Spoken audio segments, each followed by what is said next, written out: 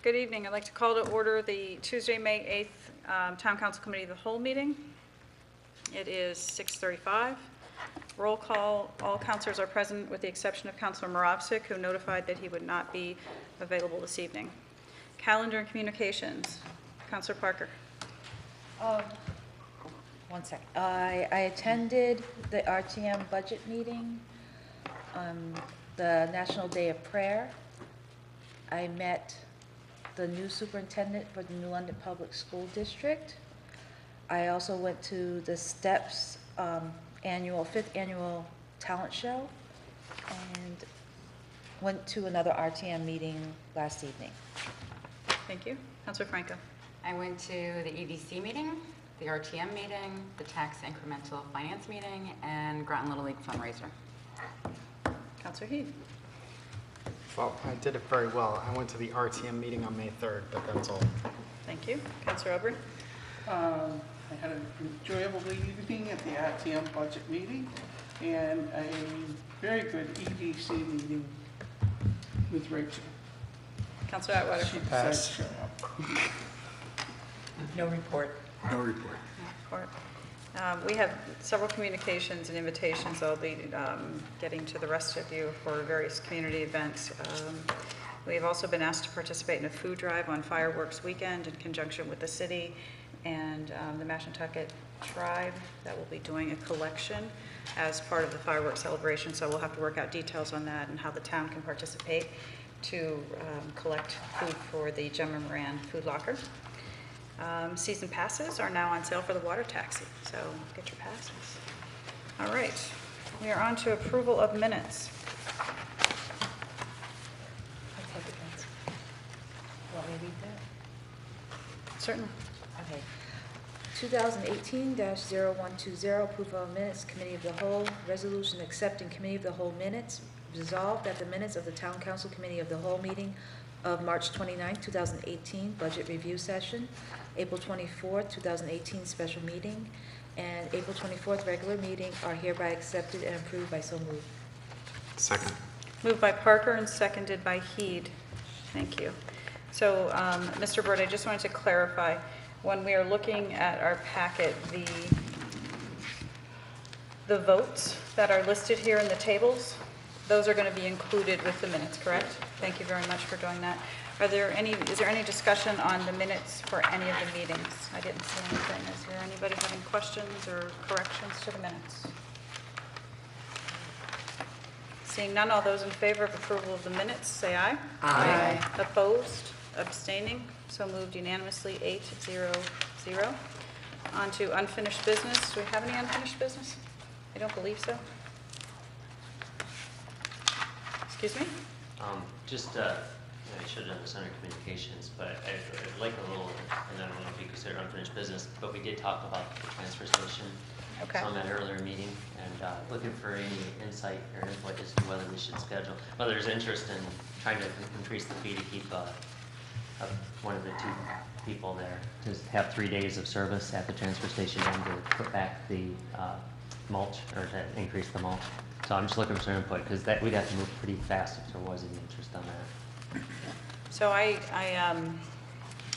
talked to I only had a handful of people contact me about this, but I talked to one of my neighbors about the situation, and the scenario that Mr. Burt laid out was there would be a $60 increase in the fee, so it would take it up to $140. Right.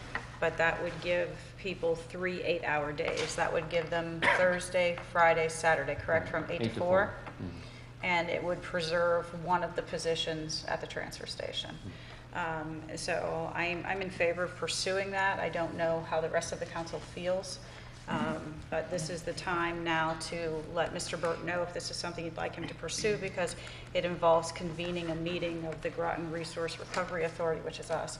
But we have to have a separate meeting in order to do that, and then we have to give, how many days 60 notice? days. 60 days notice, so it has to happen pretty quickly fast. if we want to do this. So does anybody want to speak on this, Councilor Aubrey? Well, after talking to some of the people I've talked with, I'm definitely in favor of this. As a matter of fact, I had an interesting conversation. I called to get my dumpster changed so I could lock it, because I anticipate people are going to be just putting rubbish wherever they want to put it. And he said I was one of many that had this apprehension. So I think we definitely should go back to the 3 days if we possibly can. Counselor Schmidt? I'm also in favor of this, and I would want to have the meeting. Counselor Heed? Definitely, since you have to do the 60-day notice, we could go forward with that, and then if we changed our mind, we could always change it later. But I thought that we were going to start asking people if they were willing to pay for. The problem is the timeline. In order to make the scheduling for selling, we usually start selling permits in July. This would already, if you made the decision right away, we're already going into August, and the new season starts in September, and we just, talking with Public Works, we don't have a great way to poll them. We don't have, unless you put out a really unofficial digital poll, but we would only want to hear from the people that have permits really at this point, and we just don't have the staff to do it. And we can't post that 60 days until you make the decision, so we can't post until you have that meeting.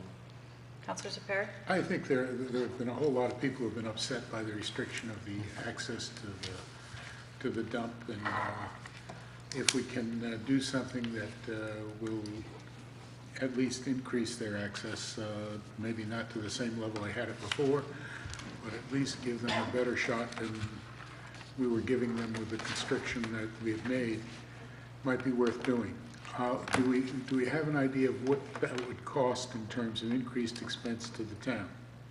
Well, if we sell the same number of permits, there'd be no cost for that one position. The idea is to increase it enough to pay for that position. Okay.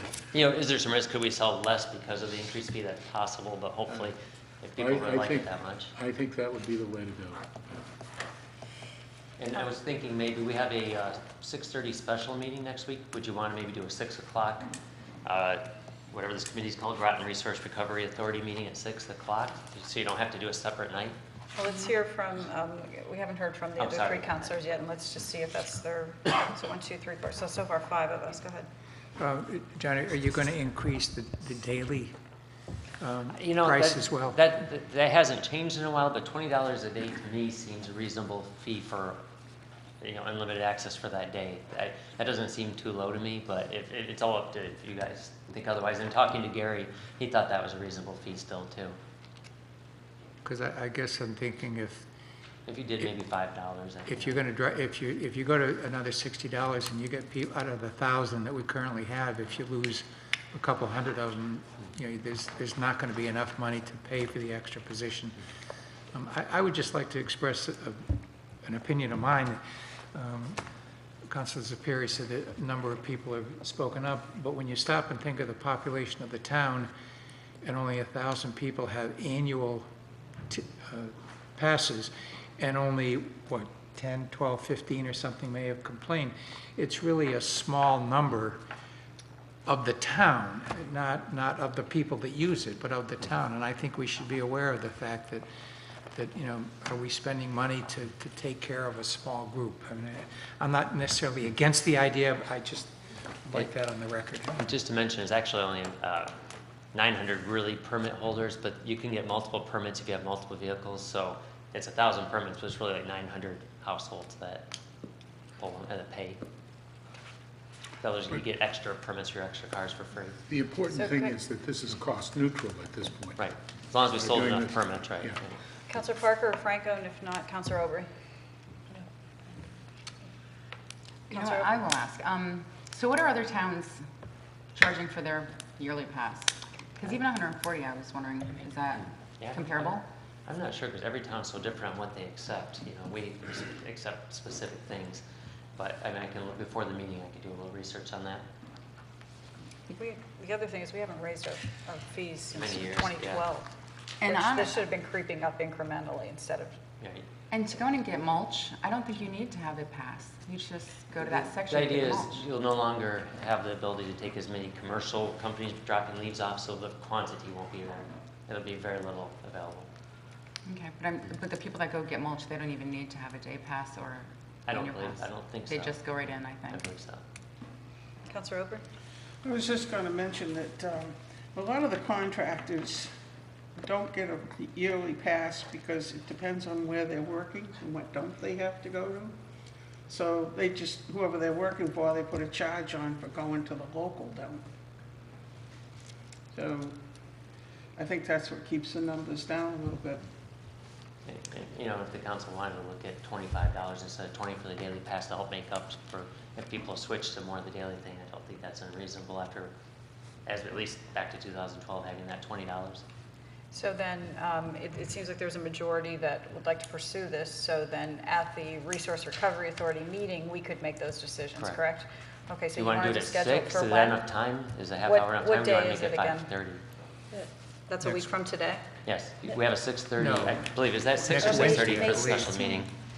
The special meeting on May 16th at 6 PM. So it's at 6, so do we want to try to do it before that or do it a different day? The hard part is RTM because I'm not, you know. RTM's on the 15th. Did they do another date? Is 5:30, would 5:30 work for everybody? No. On the 16th? I No? can't be here on the 16th. No? So 2 cannot. Why can't we have it after After what? the 6 o'clock meeting? Because we have one item at the special meeting on May 16th. We don't know how long that's Well, going to go. and we can post it for, you know, kind of maybe a half hour after it or as the other meeting wraps up. We've done that before where you don't have to be exactly on time.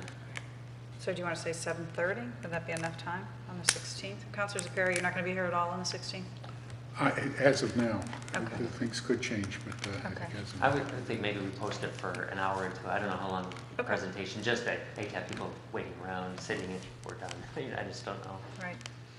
Okay. So Is that 7 agreeable? o'clock on the 16th? So you're going to do it at 5:30 on the 16th? No, 7. 7.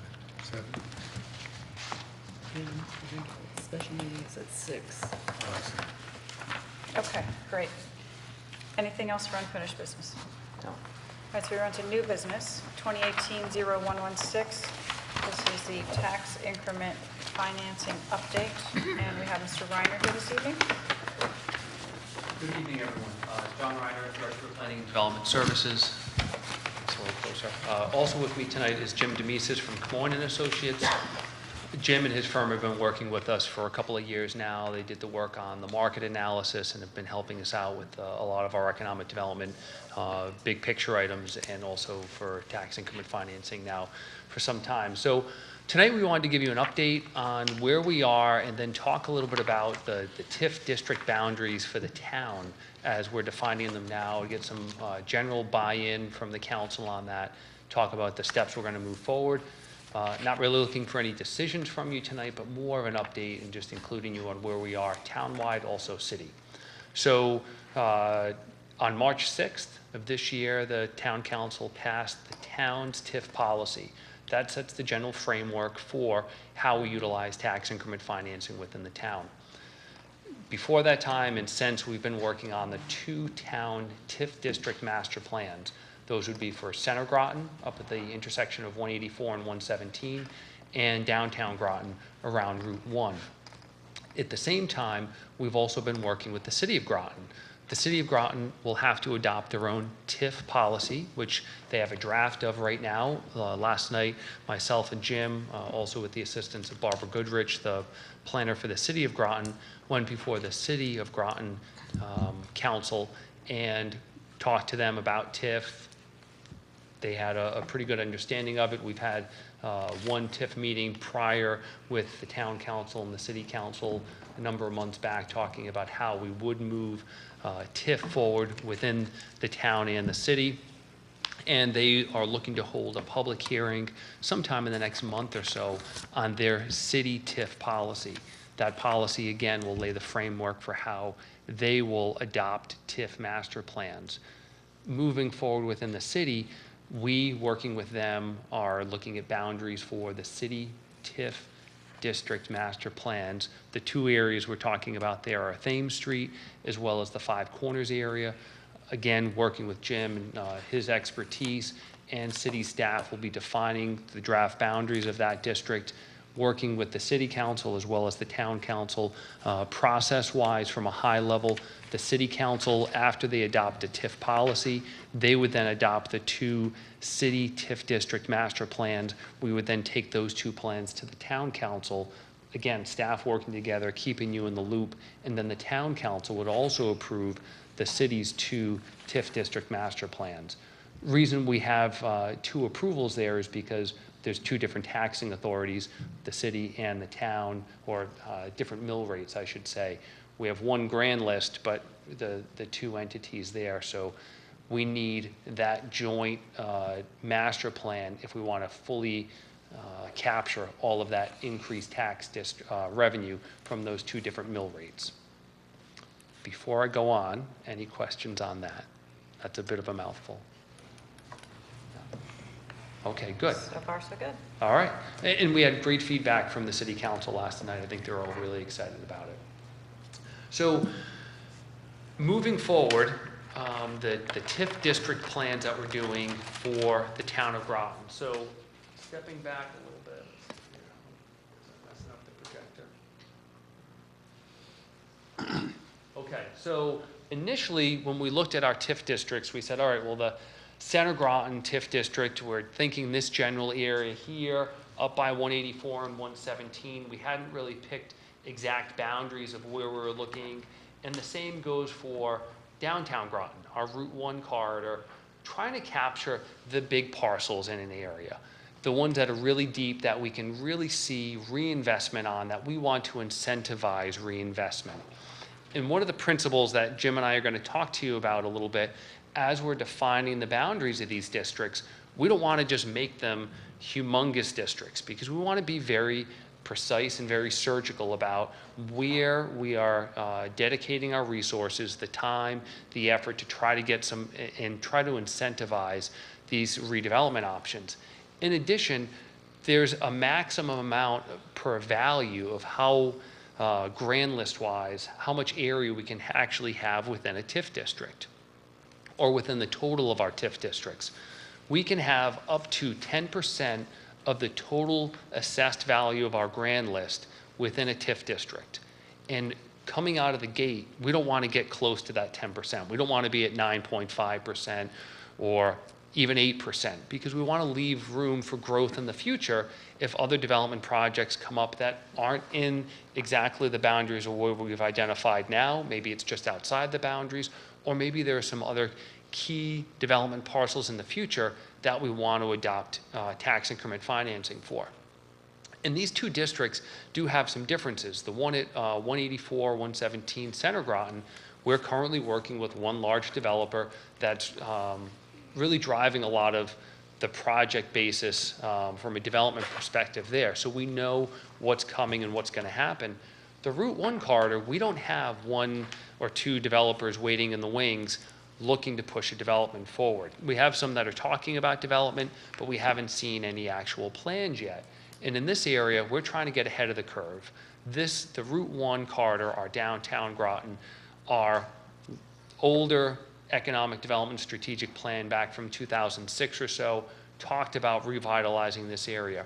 Our plans of conservation and development, the last numerous ones, have all talked about directing growth and development to this downtown corridor. And even the market analysis, when looking at why do we want to have, or how do we attract, and what types of development do we want to have in Groton, this is our really key area for redevelopment. It's an underutilized, older suburban strip corridor development. So this is an area where we can see a tremendous amount of growth moving forward.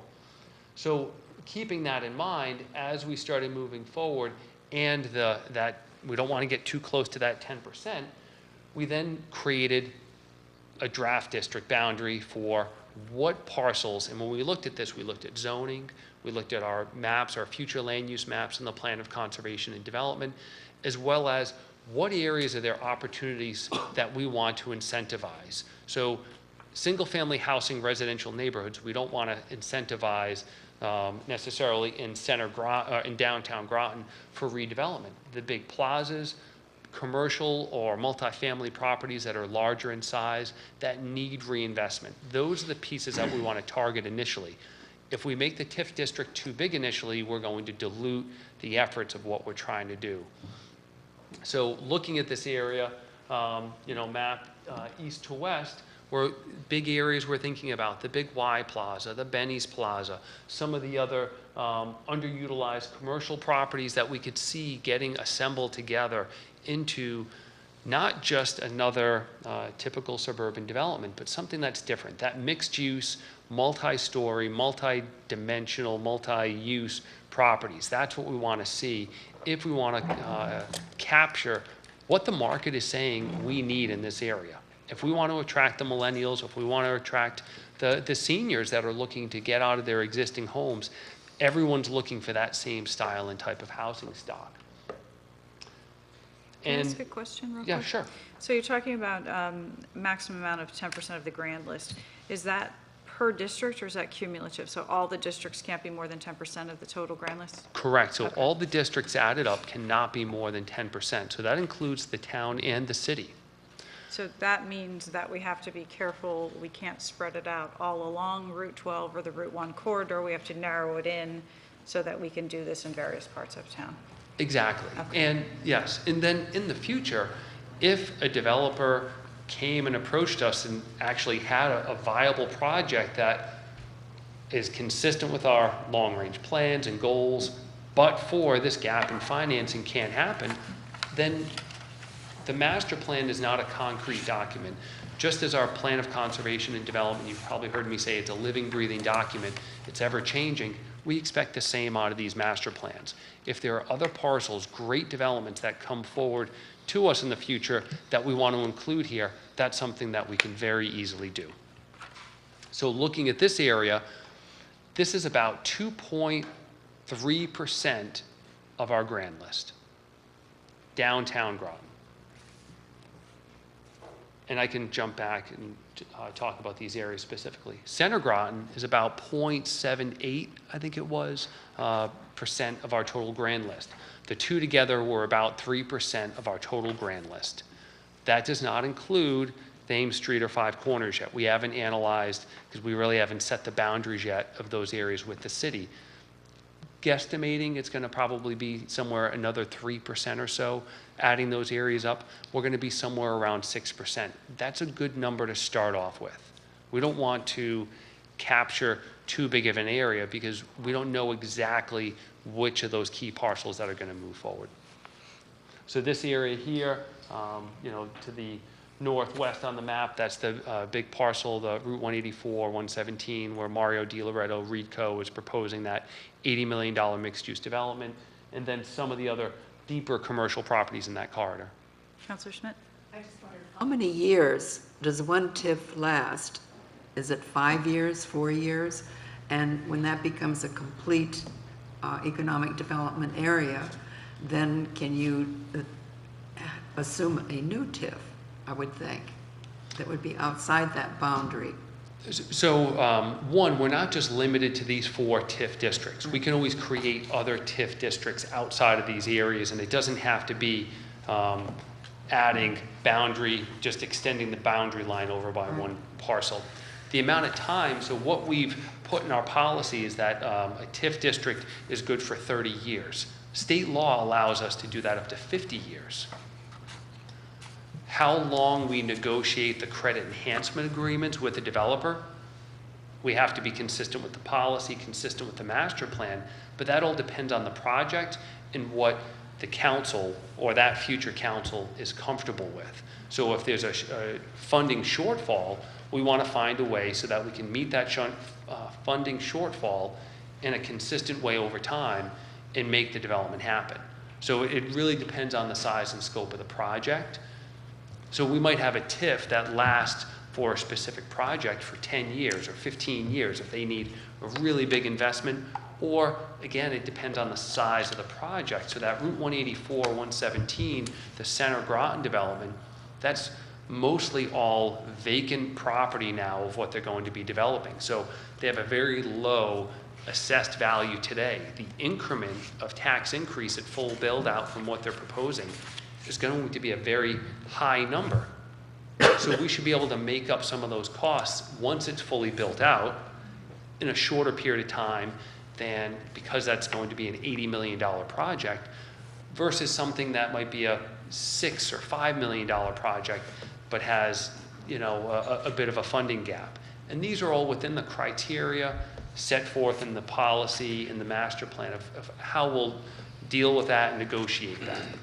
But they're all, and your other point was correct, like, if you set it at, let's say, 30 years maximum, which is what your policy is, once the TIF is over, it's no longer counted towards your cap, so you can do other TIFs. But is that going to be the evaluation of the new TIF? Does that increase the valuation of your grand list? Yes, once it's done. Right. Right. Councilor Zephyr? In the Center Groton area, how many different property owners are there?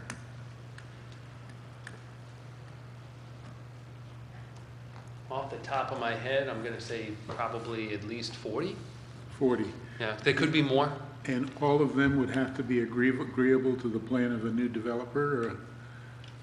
No. So one big step back. TIF is not a new tax. Sorry, I didn't lead off with this. I try to lead off this every time. And TIF is not mandatory. It's not something someone has to do. So only if they want to participate in the tax increment financing program do they have to do it. So in this one instance, the developer only controls what the developer controls. If he doesn't own parcel A, well, then he doesn't own it, and no one has to agree to do anything on that property. So he could own, for instance, if they're all in line, A, B, C, D, E, he could own A and C and not B. And wouldn't that hamper his development? Well, then they don't do a development. But John, let me just Sure. clarify too. So there's two different steps. So the district boundaries, the red lines, those are set. So that's what you can do. You can spend money related to that district in there to support the development, Right. meaning, and individual developers, if they apply for and meet your criteria, can apply for a credit enhancement agreement. But they are still, even if you don't do a credit enhancement agreement, your property is still in the district. Okay. I just want to be sure that we have no plan to take property from people who currently own it and don't wish to surrender it. No. Okay. It's not forcing anyone to develop, nor is it taking property on its own. We have no interest in that right now, thank you. Yeah. Anyone else before they continue? Councilor Oberon? In the downtown area, has there been anybody that's expressed an interest in this, that's talking with you about a possibility of improvement? Yes. Okay. I know you're not going to say more than that, but that's fine. That's fine. We've been approached by current property owners as well as large outside investors. Folks that have done developments within Connecticut that if I said, oh, this development, everyone would know what development I'm talking about. Yeah. They've expressed interest, but again, that's a two-way street. We can have outside developers, but if property owners don't want to sell or have this is not unique to Groton, and this is everywhere. If people want to sell, if they want to partner, of what they're looking to sell the property for. Is it a realistic expectation? I try to set realistic expectations in all facets of my life, and I try to set realistic expectations when we're talking about this to the council and other groups. This is a tool, it's an incentive, it's not going to be magic and happen overnight. It still could take 10 or 20 or more years before we see this whole area get redeveloped, if ever. But it takes a lot of partners. What we're doing now is the easy part. The difficult part is getting the developers to work with the property owners and making transactions happen there and letting the market dictate some of that. Councilor Schmidt? Is there a defined limit on the enhancements that should be done in that particular TIF with the increased taxable income that we have? Will we say that we will put trees, we'll do this, we'll do that? Is there a limit to what will actually be happening with that increased income to the town? Those are all boundaries and parameters that you can set within the master plan. So at this point, we've identified general categories. We didn't start putting in dollars and cents yet, and we're going to put 5 trees here and 10 trees there. We haven't gotten quite that specific, but we will identify, streetscape improvements, X amount of money, sewer improvements, stormwater improvements, facade improvements, other types of improvements, and attach general monetary value to those. And again, as time goes on, we can modify this plan, so if there are things that we didn't envision, we can add, or if things that, that didn't pan out quite the way we thought it would, we can always modify those costs and those expectations. And it would be limited also by the amount of revenues. So in other words, you can't spend TIF revenues that you don't have. Right. So that would be another limiting factor, that you may need to revise your expected expenditures based on how much is in the fund, because you account for any of the TIF funds separately than your general fund. You can always choose to spend general fund monies any way you wish as part of the regular budget process, but in terms of TIF funds, they can only be spent if they're available. And there'll almost be, numerous different pots of money that come from the TIF. There'll be what the town council says we want from that TIF district, and that increase, that increment, what do we want, what percentage goes to the general fund? Okay, that goes to the general fund.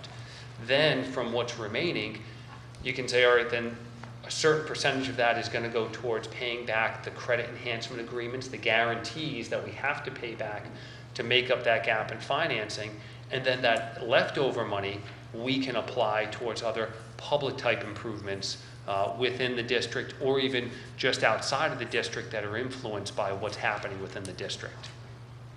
But each of those types of decisions of where the money is spent is done at the credit enhancement agreement level once we have a development that's coming in. You mentioned the facade of the existing buildings, and wouldn't that be something that the owner would have to do rather than the town? Again, that's all up Right. for negotiation. So for example, if a development was coming in at a certain cost and they said, all right, well, in order for this to pan out correctly, well, I can only do a facade that looks like this. If you want traditional New England style architecture or some special features, well, that's going to cost me X dollars more, and that's something that TIF revenues could be utilized for, to help make up that gap to get something better, to get a better style development. So Or you can, just to jump in real quickly, just to finish that thought, or let's say you have several developers that are doing their facade improvements because they could afford them, but then you're worried about some of the small property owners who might be challenged. You could set up like a facade loan fund to help them out too. Again, you don't have to do any of that. I'm just giving you, there's options there to help small businesses. Sorry. That's okay. So all of these types of questions we're having right now, we should say for when we actually have a credit enhancement agreement that we're working on? Yes, but these are all good questions to bring up now, so we have ideas of what people are thinking. Great. Yeah. Okay. You have more, I assume? Oh, I'm sorry. The only other Councilor thing, I have been very much in favor of this project, but mostly because the way it has been laid out is that there really is no loss to the town. It's set up so that the property that is being developed never has a lower tax base than it has now. It's just that as they increase the value of the property, they're getting some abatements on the increase over a period of time, after which it becomes fully taxable. So you're talking about loan funds.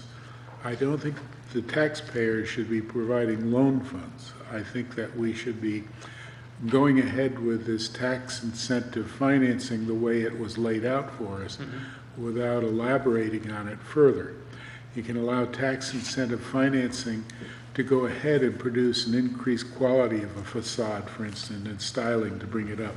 But I would be loath to see us putting taxpayers' money out there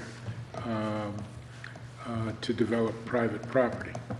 I think it's a great idea the way we're going about it, to develop private property without the taxpayer having to pay anything for it, just without gaining the full benefit of the improvements. for a period of time while the developers get a chance to catch their breath on making it profitable. Thank you. Do you have more you want to tell us about? Yes, so those are the general district boundaries. I believe we forwarded drafts of both of the master plan districts as well as the draft city TIF policy. If people have questions or comments on those, you can certainly, we could talk about them tonight, or you could forward those to us in the future. Again, these are drafts right now. There's still a fair bit of work that needs to go into this, but what you're looking at is at least for the master plans, that's the template that we'll be using moving forward for both of the town TIF district master plans, as well as the town city or city town TIF district master plans. So each one is going to look very similar. You'll see different numbers, different goals, different what the money can be used for, and different maps and descriptions, but otherwise a lot of the framework will be similar. Same goes with the city TIF policy. Very, very similar to the town TIF policy.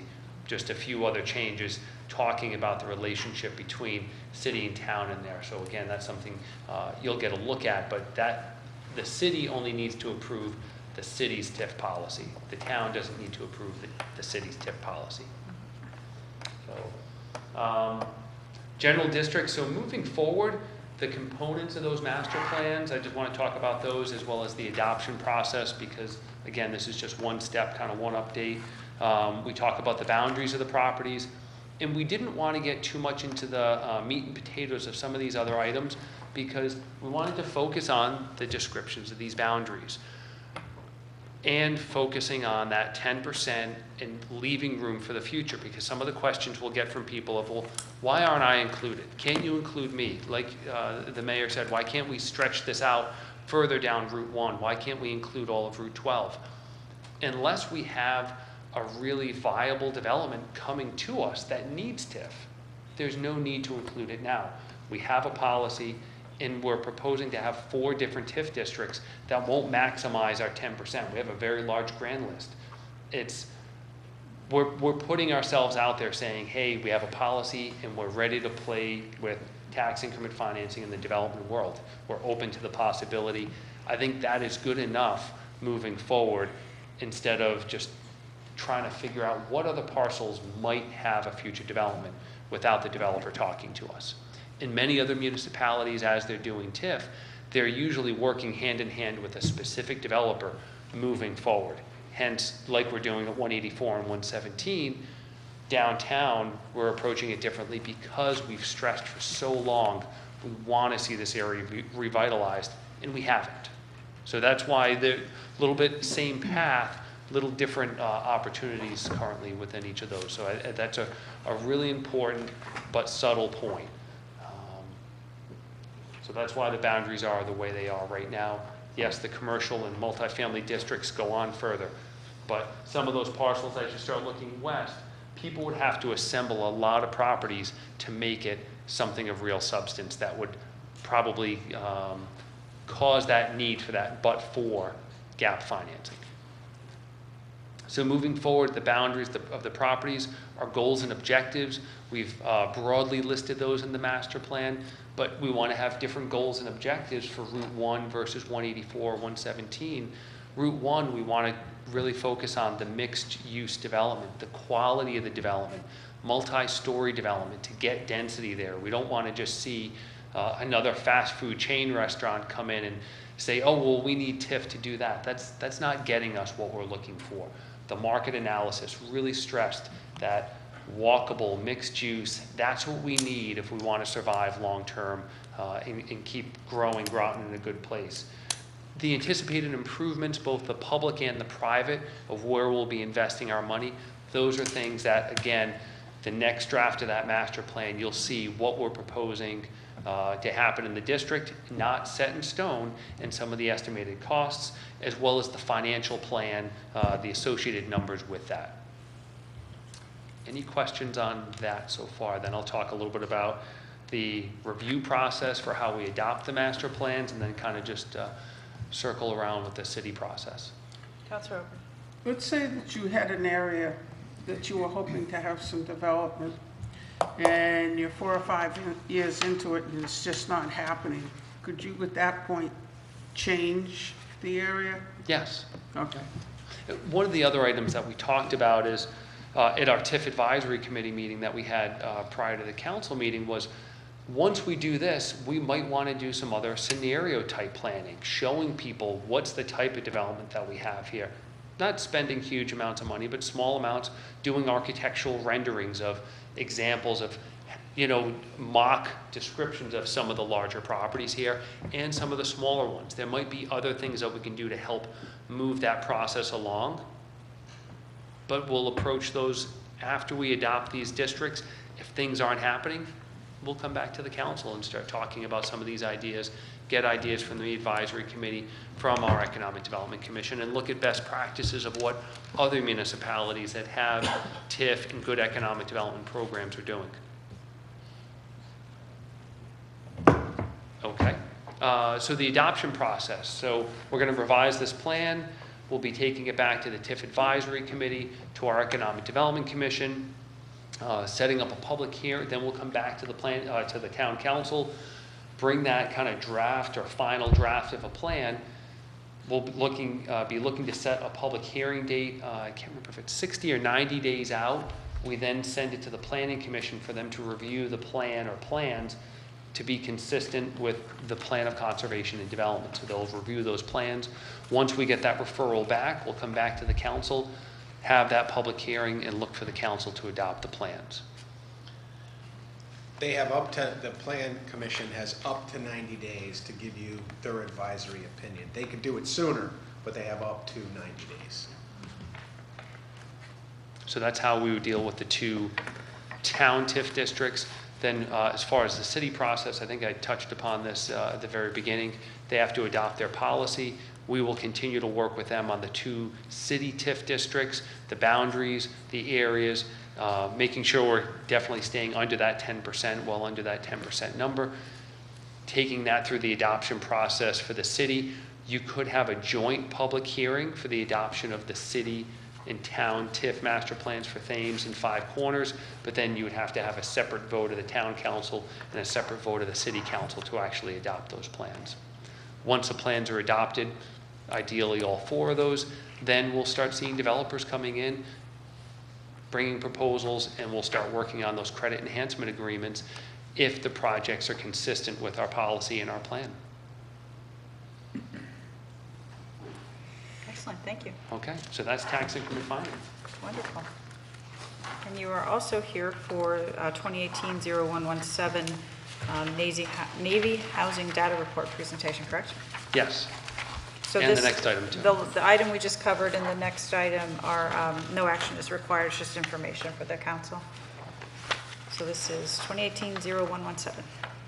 So when I started working here about 3.5 years ago, I had heard negative connotations about the income data for the town being lower than it should be because of outside reasons or reasons outside of the town's control. And it was alluded that, oh, well, is this due to the Navy population here? And we kept hearing some of this from certain people, but we didn't have any real substance to it as far as we couldn't find data. So we contracted with Camoin to say, let's take a deep dive into this and figure out what is the true story behind this. And the long and short of it is, no, actually having the Navy population here in Groton, I think a lot of you know, is something that's incredibly positive for the town. Jim can hit upon some of the highlights of what they found within this analysis that was distributed to the council. And it's the difference between Navy income and town income is pretty close. And there's a little bit of a gap in data that we couldn't get that might actually bring the number even closer together. So with that, I'll hand it over to Jim. We can hit upon some highlights and answer any questions that people have. But I think the real takeaway is Navy population here, having the base is a really good thing for the town, the people here, what they contribute to the community, and also financially what they contribute to the community. Yeah, and I'll be brief too, that way we take questions. You have the full memo, it's pretty technical. In fact, I have to keep reading it myself because it involves a technical methodology that we followed. But, you know, once you're not doing it again, you got to go back and sort of re-understand it. So let me try to make it simple, and let me just try to give you the overview of the methodology that led to that conclusion. So again, we knew it was a problem for the town in terms of not understanding this problem, or having some people suggest that the military incomes were pulling down the income of the community in terms of attracting prospective investors like in retail and things like that. So the first thing we had to do was unpack the military data and understand that and I'm going to oversimplify this, but in general, there was two populations from the military that we had to unpack. Those that were in the barracks, who are considered, when you look at income, you're dealing with like census numbers and Bureau of Economic Analysis numbers and things like that. And so those that live in barracks are considered group quarter populations. And they don't have household income reported for them. We know a little bit about them, and obviously some of which from the data, but also just from the base itself. These are generally people that are right out of basic training. They are fairly low income, but they get, in terms of what they earn, but they are also getting housing. But they're not dragging down your household income numbers that are typically used by those investing in retail and other kinds of economic investments. Because that barracks housing doesn't count towards our census data, towards our median income household. So it's, even though their income might be in the under $30,000 range, it's not counting towards the census They're data. not considered a household. So then that leaves the military population that is in households. They live off barracks. So the challenge there that we had, and hence how it was a long-term problem for the town in thinking about this, was unfortunately the census doesn't report separately for military versus non-military households. So we had to find another way to estimate what the difference was between the two. Well, we looked at earnings. We were able, through another data source, to say those people that are that are off base in the military are getting earnings for being in the military as employment earnings. And so what we did is we were able to look at that, and when we did that, what we found was that their earnings, when you apply it to like a household number, the number was slightly lower but not significantly lower than the median household income or the average household income.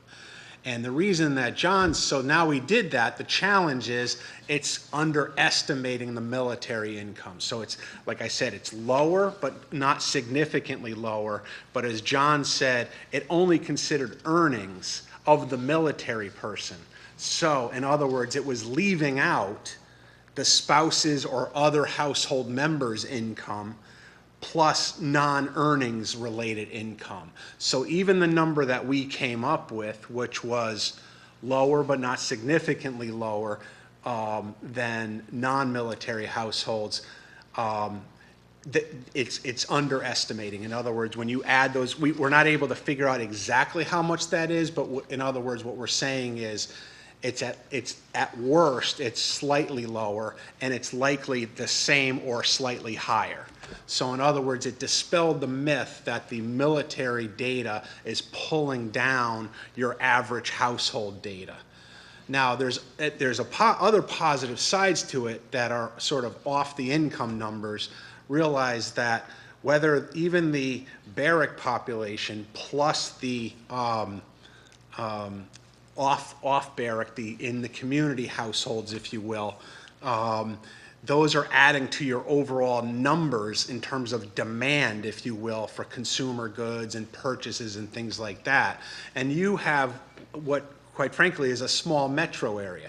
Even when you add in New London and stuff like that, it's not a major metro, it's a smaller metro.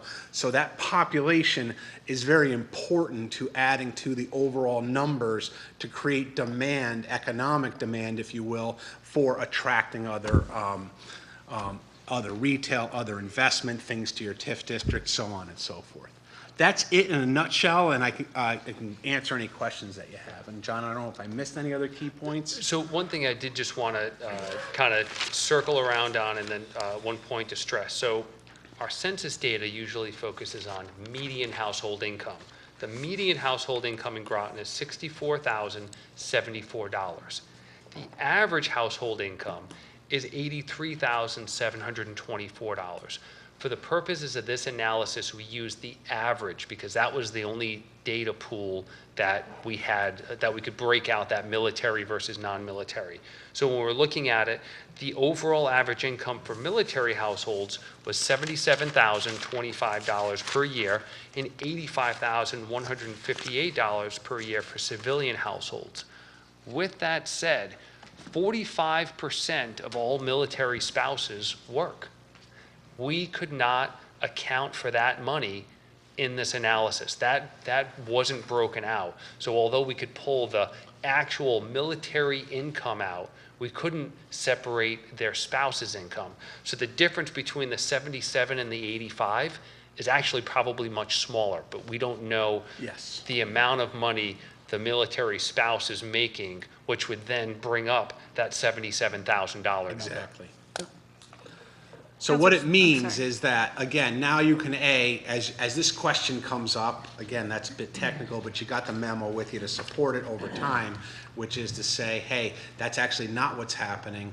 And then, working with economic development, they can use the data to, in terms of their marketing for business development and those kinds of things to say, hey, the income's here. Just because we have military, don't think we have low incomes. So we had Counselor Schmidt and then the manager wanted to speak. And I think that we all appreciate everything that the Navy has contributed to the town of Groton and the impact that it's had on our lives. But I wondered, did you include Balfour Batty as barracks or as household?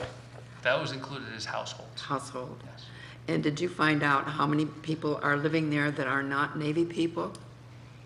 I believe we have some numbers in here of Right. what percentage of that is. I know that's something that we. I know it exists, yeah. Yeah, I know we have that data. I can't remember off the top of my head if it was in this report or not. Again, that's from the data we've gotten from the Navy. That number is much lower of how many non-military people live in Balfour Beatty Right. housing than what many people assume the number is. Mr. Burt? I just wanted to, so the reason this is so important is a lot of developers, that 80,000 mark is the key. That's the trigger for doing a good development. So that really is the whole crux of doing this, is to prove to developers that we have that income to pull them in, which looks like we more than have enough for that. On an average. Right. Counselor Franco? So in our town demographics, what does it say the median household is? So median household income is $64,704. And that's what it shows on our demographics on the town page. Correct. And that's what our, per the census, that's what our median household income is. And again, the point is the on-base barracks military housing is not having any impact on that number. Okay. In order to pull that out and see where these numbers are, we had to then use average numbers so we could separate the military from the non-military. So the 65 contains their housing stipend? So the 77,000. I'm sorry, the 77. Includes their housing stipends, yes. And again, with some of this, we had to do some estimates based upon available data. And this is I couldn't have given, if I gave Camoin another $30,000 to review this, and the cost of this wasn't anywhere near that, they wouldn't have been able to refine it more. This is the available data that was out there. So this is what we're able to do other than literally polling each person at the base and finding out what their salary was. I believe where some of it comes from is that when kids go to school, they qualify for free lunch from military kids. And I think that might be the perception. And maybe it's because their housing might not be, what? Mr. Burt? Well, I wasn't going to weigh in on that. I was just Oh, going I'm sorry. I was going to say something else. Do you have any thoughts on? Yeah, because that's, I think, with the Alliance District, when, well, prior to that, when the state was trying to take money away, they said, no, you can't judge it on health insurance because all our military kids are covered. Because it used to be based on free lunch, and that was, when they took that out of the equation, it changed our numbers so drastically for the military kids. So that's, I think, the perception.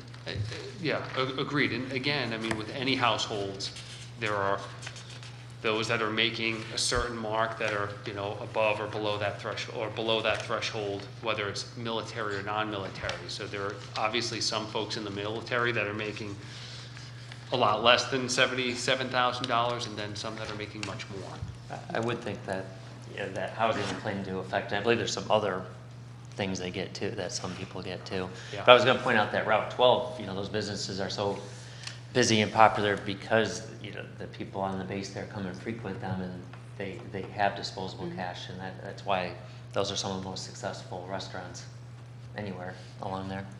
Yeah, I think we need to think about the folks that live on base in those barracks. They have, maybe their income is, you know, less than $30,000 a year, but that's a lot of disposable income because their housing is paid for. Right. Right. Any other counselors have questions? Okay, thank you very much. It appears that's good news for Groton. Yes, it is. Excellent. Thanks for the opportunity. Thank you very much, sir. So again, that required no action, so now we're on to 2018-0123, Sustainable Connecticut Certification Program. Can I ask just one quick follow-up question? Are you gonna post that study to the economic development page and get that out there? And So even better, once we kind of just presented this to the council, Jim and his staff are, not only will we be posting this there, they'll be preparing kind of a blog write-up for us, to help us post on social media and within the web page. And I hope all of you are getting our monthly economic development newsletters, if you've all signed up for that, or we might have actually signed you all up for that, whether or not you wanted it. So that'll all be coming out probably in the next month as part of that. So we'll get some information out there. And a condensed version you can give to developers. You know, they can ask to have the full thing, but something a little more quickly readable. One sheeter, Right. yeah, one sheet. That's the exact intent of what we're looking to do, yes. Can I just mention one thing? Certainly.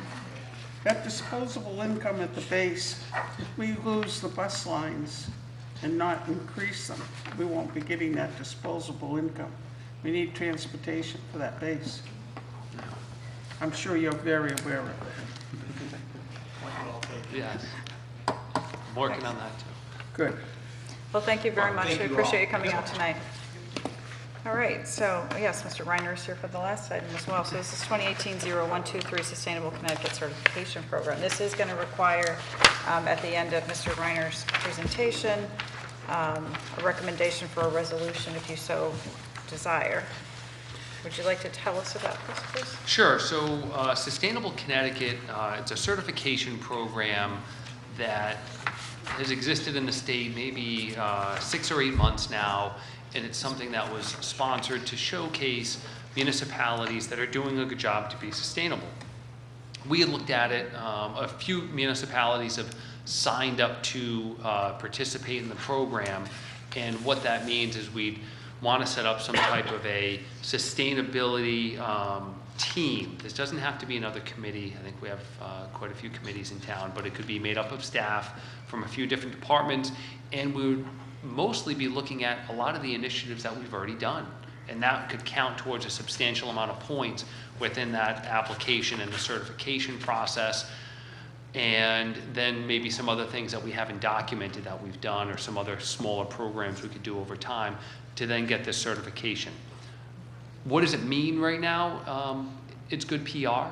In the future, it might allow us to get more points on grants or other types of things, but the state really hasn't created a rule book of what are all the benefits of being a sustainable Connecticut certified community. It's something that shows that we're committed to sustainability, and we've done a lot of good initiatives over time. So if it's something the council wanted to move forward with, if you directed, staff and, again, at the next town council meeting, adopted a resolution authorizing us to move forward with this and setting staff up to be that sustainability team, that would be a good direction to go in. So I had a question at the very bottom of the first page of attachment 3. You noted that it would take approximately 20 to 30 hours of staff time to initiate it. Would there be ongoing costs as far as maintaining the status?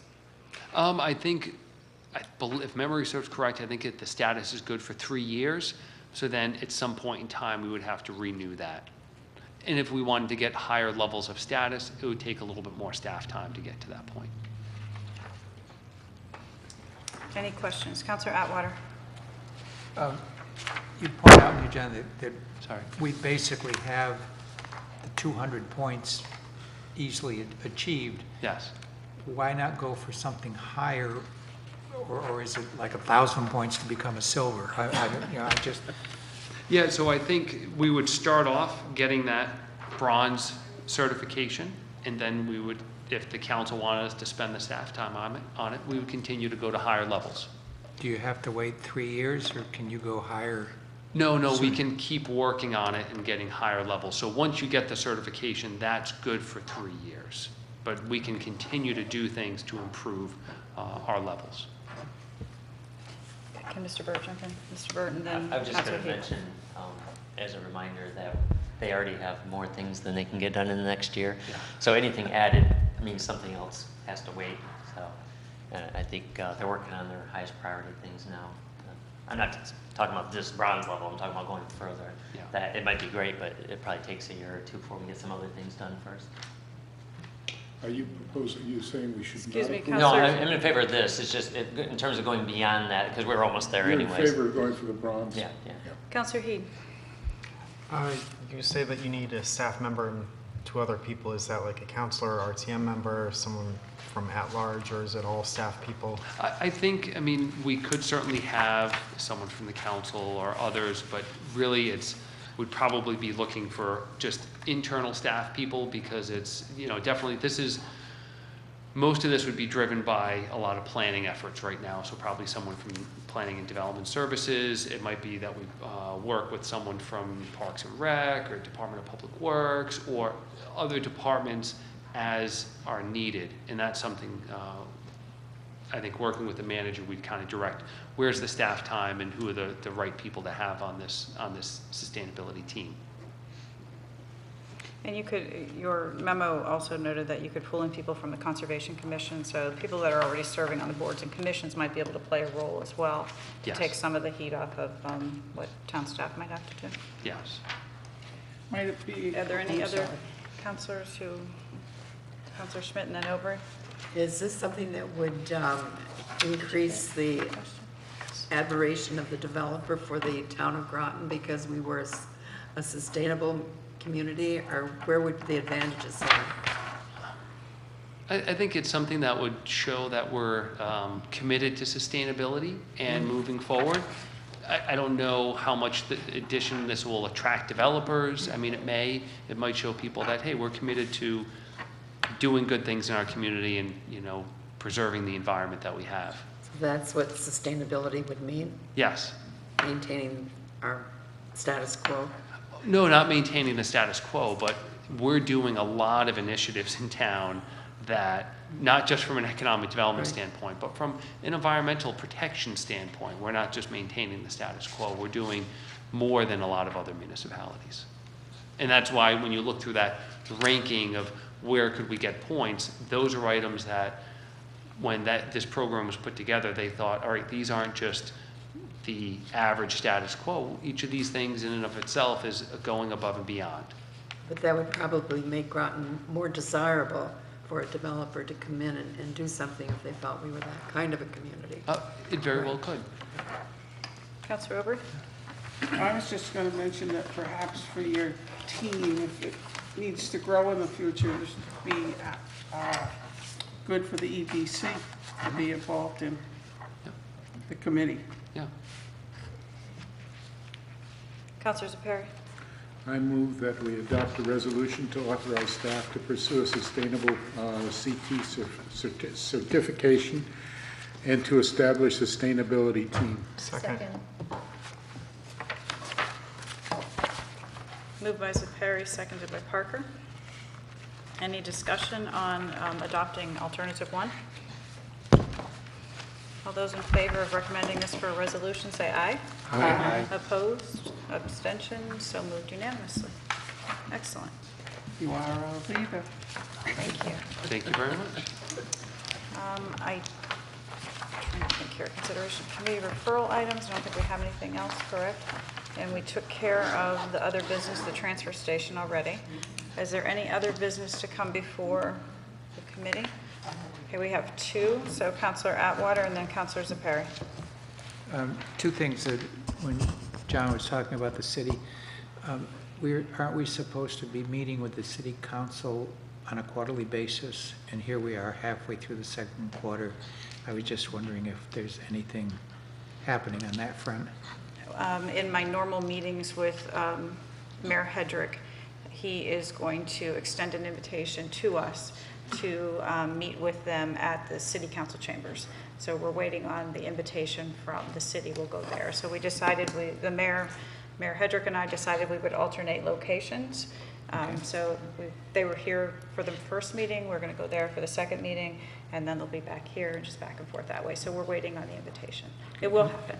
Okay, and I had one other question. This past week, Connecticut, NBC Connecticut or whatever it's called, has been doing a whole series called At a Price, and it has to do with sharing of services and the fact that it's so expensive for each town to have their own departments and so forth. But unfortunately, it was on the 11 o'clock news, and that's well past my bedtime. And I'm wondering if there's anybody that knows a way that we could get that report from NBC Connecticut News. I mean, do they publish those kinds of things? I believe it's online. On their website. Yes. Aha, thank you. Mr. Byrd? I'll forward to you. I'll forward the link to everyone. Thank you. Councilor Zepari. We've talked about this before at some length. We've had people come in with complaints about the town. And pursuant to our rules, I discussed this with Councilor Morozic and with Councilor Schmidt. And we would like to propose that the council develop and adopt a noise abatement ordinance for the town of Groton. So that would be referred to Committee of the Whole in June? I'm trying to think. Well, we can, it depends on which process you want to use. Do you want to form a committee to draft some? Do you want me to draft something? Do you want to, I could, gather what other towns have done and sort of put a synopsis together? Yeah, when this came up and people were coming to the council and complaining about the noise in Mystic, I did review the state legislation which recommends towns develop noise abatement resolutions. And I reviewed, and I have copies of the noise abatement ordinances for a number of different towns. The one I thought was clearest was actually from East Lyme.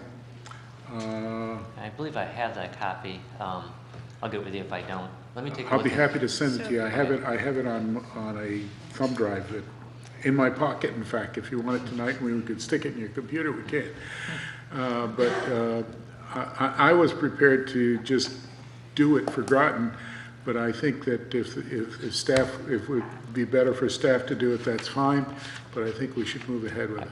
Because it's likely going to involve police and involvement. I'd like to take a look at it, have both our attorney and first the police department look at it and see if there's any tweaks needed. But I can't promise it'll be 2 weeks for the cow, but I'll do it ASAP.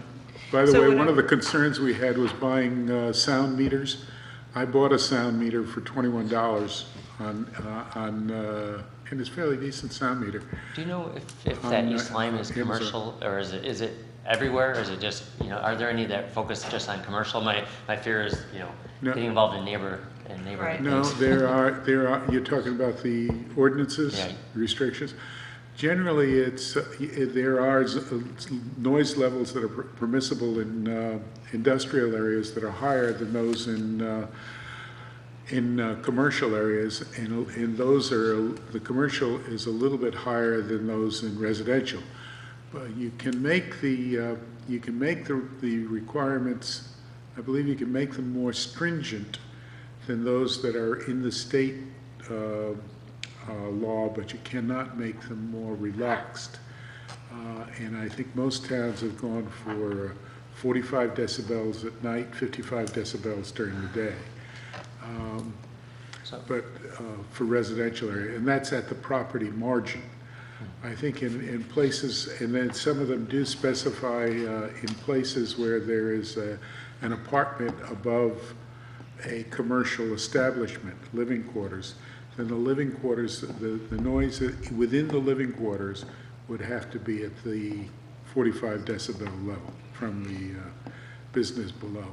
So Councilor Zepari, perhaps the best thing, it sounds like you've done a lot of research, if you could forward that to the manager. Sure. And then he can gather Right. input from Sure. the chief, and And I the think that planning would be a good, department.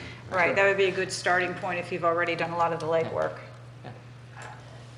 And I would just like to add that in Mystic, on several occasions, people have called the police because of various noises, and the police have responded with the fact that we have no ordinance and there's absolutely nothing that can be done if somebody's having a big party, or if there is particularly loud noise which continues on and on and on. There's nothing that they can do about it. They can talk to the people, but they cannot do anything. I think that, Councilor Heed? Oh, see, Oh, it's a different I subject. think the city has an ordinance, we might want to look at that. I think I got a No, copy we of don't, that, or too. no, they don't. What's that? The city does not have a noise ordinance. It's really, I looked at this, there is a city ordinance, but it's really kind of a silly city ordinance. A lot Well, of I know the they city have- ordinances were developed in 1904. Oh. Okay. Well, they have something that they can go around and shut down a party at a certain time in the night. I don't believe you can have noise past, I don't know whether it's 9 or 10 o'clock, but they definitely have something that they use. Because if you're having a party It's a state statute. or something's going on and there's a complaint, it'll be ended. And as I look at some of the options out there too, we all gather, you know, once you send me the information, I get input, I'll gather input, you know, from you too, along the way individually. Great, thank you. Councilor Heed? We had discussed, I mean, it's 2 more weeks till the end of the RTM budget sessions. I think Monday the 21st is the last day. I have it right here, yes, it's Monday the 21st. So how do we set up the Town Council Board of Ed RTM liaison meeting? Because I know that we had talked about doing that. Right. Board Chair Watson is going to take the lead on that. And I forwarded her today the names of the 3 town councilors. The city has chosen people. There's so far 1 volunteer from the RTM, but they're kind of busy right now. So once their budget's done, they'll have other volunteers as well. But she's going to take the lead in scheduling that. So I believe we had Councilors Atwater, Franco, and Parker that were going to serve on that committee. And Councilor Heed, if you wanted to also, whoever wants to go to these, you can. It shouldn't turn into a full-on meeting. It's just meant to be a briefing. And then they were deciding, Chairperson Watson and I talked about requesting your presence and Dr. Grenier's presence, and I thought it would be best to leave it to the members of the committee to decide if they felt the need for town and board staff to be present or not. So you all could make that decision when you are gathered as a group. Unless you're certainly welcome to be there, but the idea of whether to require your presence or not is going to be up to the joint committee. So does that help? It does, thank you. Okay. Councilor Aubrey. I'd just like to make sure that we don't misinterpret the Navy Housing Data Report presentation. I think it was excellent because I saw the point that you were going after about the incomes. But I still think we need to look into the number of civilians that are living in the Navy housing and the impact that it does have on the tax situation of the town. Right. Yeah, that's high on my list. I wanted to get through the RTM meetings and just go, Sure. and then No, I understand. I'll be right on it right after that. Okay, I just want people to misunderstand that they're not the same thing. Right. Good point. And that has been on his list of, his to-do list. We put that on as soon as budget's done, one of the things. Anything else we need to discuss this evening? Motion to adjourn. Moved by Heed, is there a second? Second. Seconded by Schmidt. All those in favor of adjournment, say aye. Aye. Opposed, abstaining, so moved unanimously at 7:49.